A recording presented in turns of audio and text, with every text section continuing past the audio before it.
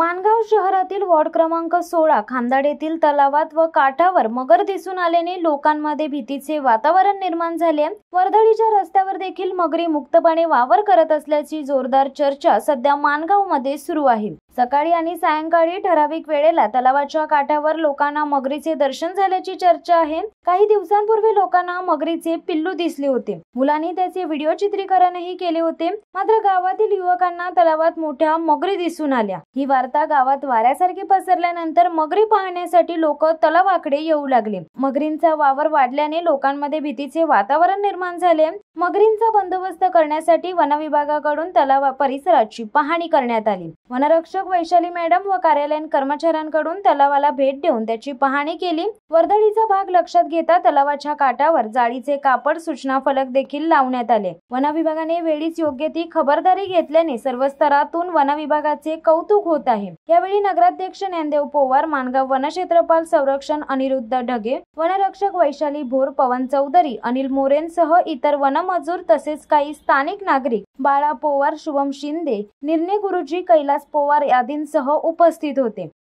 शिवसत्ता टाइम्ससाठी नरेश पाटील, माणगाव। दे धडक बेधडक वृत्त देणाऱ्या आपल्या शिवसत्ता टाइम्स न्यूज चॅनलला लाल बटन दाबून सबस्क्राईब करा आणि बेल आयकॉनला क्लिक करायला विसरू नका।